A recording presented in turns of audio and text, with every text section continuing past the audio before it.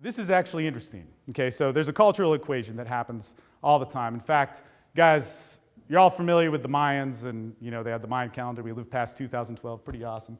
And they depleted their resources. They had some droughts. They used up all the soil in their land, and they died off, right? And they slowly dwindled. And there was a lot of social unrest that happened in there too. But check this out. There's a book, I forget the title. This is like such a bummer. But it's called I forget the author. It's called 1491, and it talks about pre-contact Americas, and it was a little bit more modernized. And we know a little bit more about those cultures. And in the interviews, it said, man, there's a direct correlation with the Mayan culture collapsing and many other cultures collapsing, and even the Soviet Union. And all these guys get into this discussion about it. And what happened? There's a drought. There's a lack of resources. There was a social unrest. There was, perhaps a government that caused it and all these other things. But there was a lack of resources. And when there's a lack of resources, there's a lack of functionality of that culture, and there's a lack of fulfillment. And when you have a lack of resources, there's distress and dysfunction. Okay? When there are a lack of resources, and you could all make sense out of this, of food and water, stuff happens, man. But what happens when there's a lack of resources with our mentality? What happens when there's a lack of resources with our sexual expression? And what happens when there's a lack of resources with our socializing and our society? What happens? What happens when, those things start to, unfold? So with food and water, there's collapse, there's fighting, there's war, okay? And actually, there's a whole lot you could even say about those things too. But when there's no resources for the things within us that build our identity, right? When there's no resources for that, what happens? What happens when there's no resources for us to be healthy? We were not made to be overweight. We were not made to be out of shape. Our bodies were meant to work. Sure, there could be problems. There could be deformities. But our bodies were meant to work. I mean, there's so much going on right with all of you. Whether it's mentally, emotionally, that could even be socially and physiologically, our bodies were meant to work. But what happens when we distort them? What happens when that happens to our identity?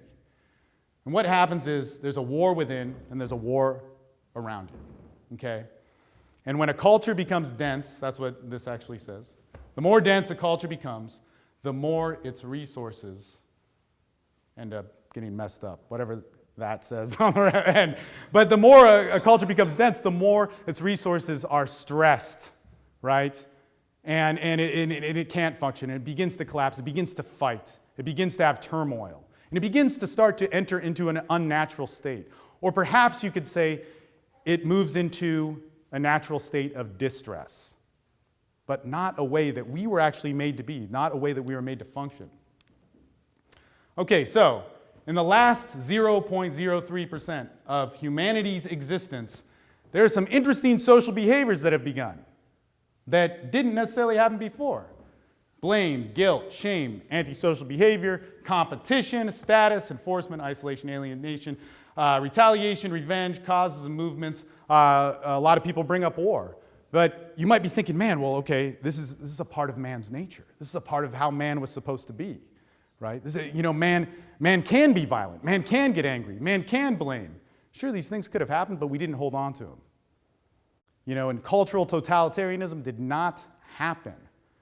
And in fact, a lot of you guys are fans of probably like Richard Dawkins and all this sort of stuff. There's a whole bunch of information, or in the Q&A we can talk about books that explain all this sort of stuff.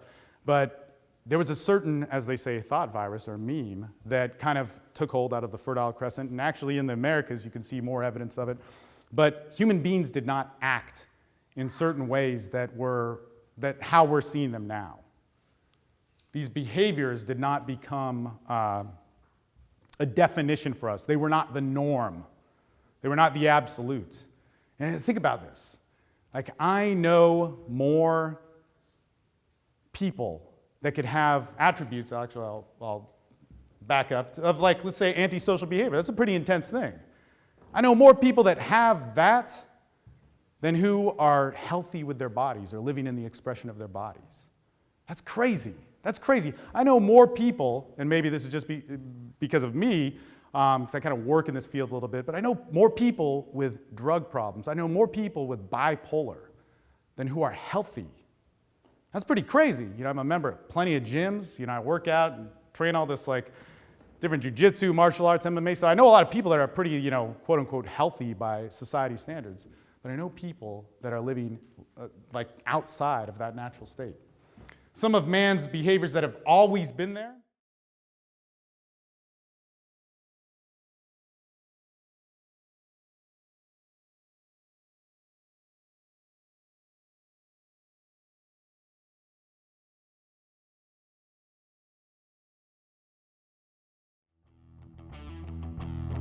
At this point, all around the world.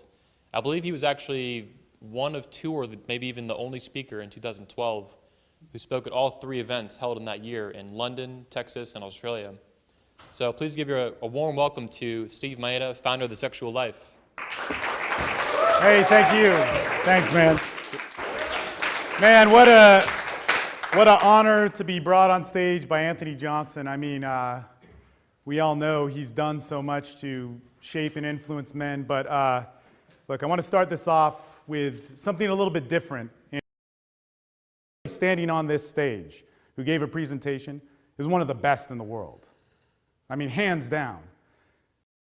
Higher level of things when guys are more involved in it, 10 times. I mean, there's like 20 hours where we are interacting and talking.